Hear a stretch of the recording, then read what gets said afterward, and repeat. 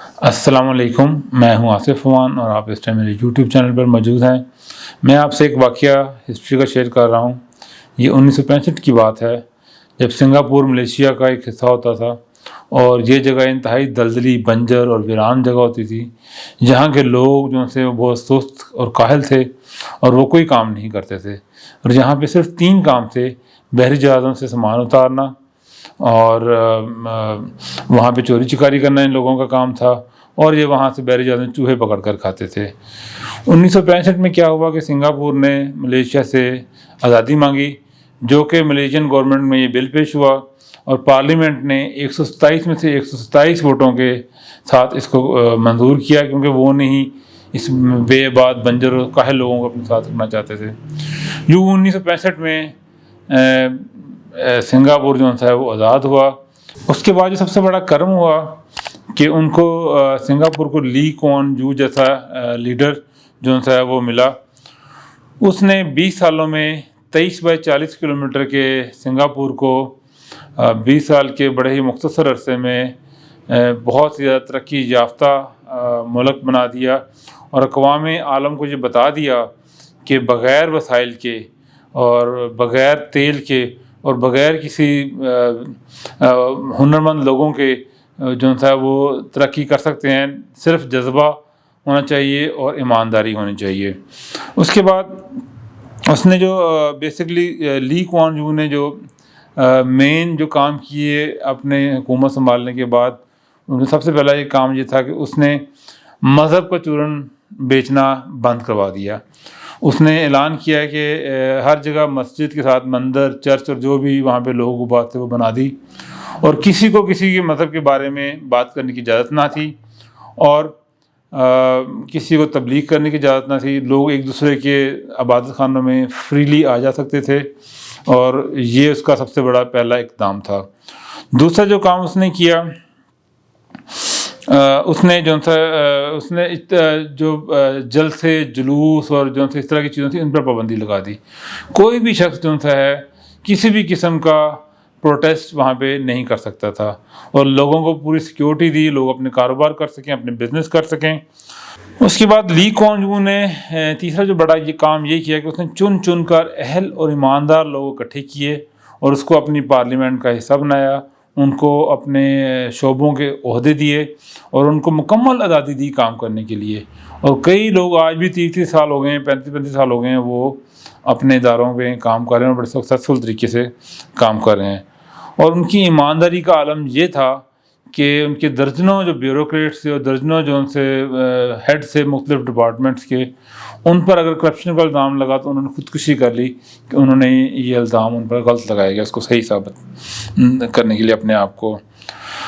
اس کے بعد یہ ایک واقعہ آپ کو بیان کروں کہ صدر ممنون حسین 1999 میں گورنر سندھ تھے، تو لی کوان یو کا پاکستان کا دورہ ہوا، اور جب وہ سندھ میں گئے تو صدر ممنون حسین بتاتے ہیں کہ میں نے ان کو عشائیے کی دعوت دی، اور میں نے ان سے پوچھا کہ ہم جو ہے اپنی کراچی پورٹ کو سنگاپور کی پورٹ کی طرز کا بنانا چاہتے ہیں، تو ہمیں اپنی ٹپس دیں کہ ہم کیسے اس کو ترقی دیں اور ایڈوانس کریں۔ تو وہ آگے سے لی کوان یو ہنس پڑا اور کہا کیپٹن سعید جو ہے، جو کراچی پورٹ کا ملازم تھا اور کراچی سے اس کا تعلق ہے، اس نے ہماری سنگاپور پورٹ کو جو ہے وہ ڈیولپ کیا ہے، اور اسی نے وہاں پہ سارا اس کو تو اس کی تنظیم نو کیا اور کامیابی سے اس کو رن کیا ہے۔ مطلب یہ کہ ہمارے ہاں ایماندار لوگ اور جو ان سے کام کرنے والے لوگ ہیں، ان کے لیے یہاں پہ ہمارے ملک میں کوئی جگہ نہیں ہے، لیکن سنگاپور نے ان لوگوں کو لیا اور ان سے بڑے اچھے طریقے سے کام لیا۔ چوتھا یہ کام جو اس نے کیا کہ اس نے پوری دنیا کے کاروباری لوگوں کو کہا کہ وہ سنگاپور آئیں اور اپنے یہاں پہ انویسٹ کریں، ان کے پاس پیسے ہیں اور تجربہ ہے، اور انہوں نے وہاں پہ انویسٹمنٹ کی اور ان کو بغیر روک ٹوک اور پابندیوں کے بغیر انہوں نے کام کیا، اور آج کل بہت کامیاب بزنس ہیں۔ اسی دور میں انڈیا سے ایک تاجر جو سے وہ آئے، انہوں نے وہاں پہ اسٹور کھولا اور آج وہ کھرب پتی ہیں، اور اس طرح کی کئی مثالیں جو تھیں ہیں وہاں پہ سنگاپور میں موجود ہیں۔ ان کو بیجا تنگ نہیں کیا گیا، ان کو بیجا جو ہے وہ مختلف قسم کے ڈپارٹمنٹس کے ہاتھوں ذلیل نہیں ہونا پڑا، اور وہ سکسیسفلی اپنا کام کر رہے ہیں۔ اس کے بعد جو لی کوان یو نے کام کیا، سب سے بڑا کام یہ تھا کہ اس نے تعلیم کے شعبے میں بہت کام کیا. اس نے تعلیم کے ساتھ ساتھ لوگوں کو ہنر بھی دیا، اور آج 98% لوگ وہاں پہ تعلیم یافتہ ہیں، اور نہ صرف تعلیم یافتہ ہیں بلکہ ہنر مند بھی ہیں، اور وہ ساتھ ساتھ خود بھی اپنے لیے کما رہے ہیں اور اپنے ملک کے لیے بھی ان پٹ پیدا کر رہے ہیں. تو اس نے لوگوں کو تعلیم کے ساتھ ساتھ ہنر بھی دیا.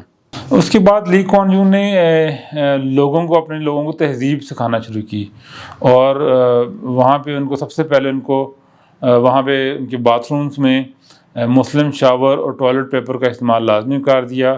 ہاتھوں کی صفائی جو تھی اس کو لازمی جز قرار دے دیا گیا، اور وہاں پہ تھوکنا، پان کھانا، سگریٹ پینا اور چوئنگم چبانا وہ ایک قسم کا جرم قرار دے دیا گیا.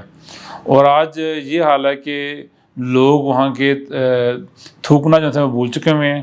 چنگم پر آج بھی وہاں پہ پابندی ہے، اور ایون کہ آپ باہر سے بھی اس کو نہیں لا سکتے اپنے ساتھ.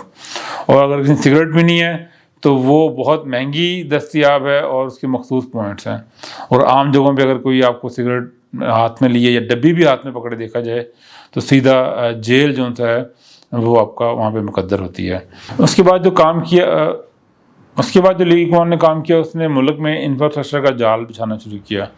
وہاں پر سڑکیں اور ریل کا نظام جو ہے وہ سٹارٹ کیا، جو کہ آج بھی پوری دنیا سے ایڈوانس جو ہے نظام ہے وہ سنگاپور میں پایا جاتا ہے.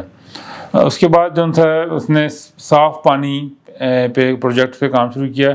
اب سنگاپور کے ہر شہری کو ہر ٹیپ سے جو ہے وہ صاف پانی دستیاب ہے، اور وہاں پہ منرل واٹر اور بوتلوں کا کوئی کنسیپٹ نہیں. آپ ٹوٹی کھولیں پانی کی اور آپ کو وہ پانی آپ کا پینے والا پانی ہوگا. اور آپ کے ہوٹلز میں اور ساری جگہوں میں ٹوٹیوں والا پانی آپ کو سرو کیا جاتا ہے. تو یہ اس نے صاف پانی کے پروجیکٹ پہ بہت زیادہ کام کیا. اس کے بعد وہاں پر سنگاپور میں بجلی اور گیس کی کوئی کمی نہیں ہے، لیکن بجلی اور گیس کا جو غیر ضروری استعمال جو ہے وہاں پہ گناہ تصور کیا جاتا ہے. اور غیر ضروری لائٹس وہاں پہ نہیں جلتی ہیں، اور غیر ضروری اگر چولہا کو جل رہا ہے تو وہ آپ فوراً بند کر دیتے ہیں. اگر ہم نے اپنے ملک خدا داد پاکستان کو اس ٹائم بچانا ہے تو ہمیں لی کوان جیسے لیڈر کی ضرورت ہے، ہمیں ایماندار لوگوں کی ضرورت ہے، ہمیں ان جیسے محنتی لوگوں کی ضرورت ہے جو کہ ہمارے جو اسلام ہے اس پر کاربند ہوں. ہمارے اسلام کو افسوس کے ساتھ کہنا پڑ رہا ہے کہ جو مغربی لوگ ہیں اور سنگاپور کے اسپیشلی لوگ ہیں انہوں نے اس کو اپنایا، اور آج وہ کامیاب ترین لوگ ہیں. ہم $1 ارب کے لیے لوگوں کے سامنے بھیک مانگتے پھر رہے ہیں، اور سنگاپور اس ٹائم $250 ارب اس کے ریزروز میں پڑے ہوئے ہیں. افسوس کے ساتھ کہنا پڑ رہا ہے کہ ہم نے اپنے اقتدار کو چھوڑا، اپنے ایماندار لوگوں کو چھوڑا، اور اس کے بعد جو ہے ہم آج ذلت کی انتہائی پستیوں میں چلے گئے ہوئے ہیں. اور ہمیں جو ہے کوئی ملک جو ہے ہمیں منہ نہیں لگا رہا، ہمیں پیسے نہیں دے رہا. تو کائنڈلی گزارش ہے سیاستدانوں سے بھی، اپنے ملک کے لوگوں کو بھی کہ خدا را اچھے لوگوں کو آگے لے کر آئیں، ایماندار لوگوں کو آگے لے کے آئیں اگر اپنے ملک کو بچانا ہے. آپ سب احباب کا بہت شکریہ. اللہ حافظ.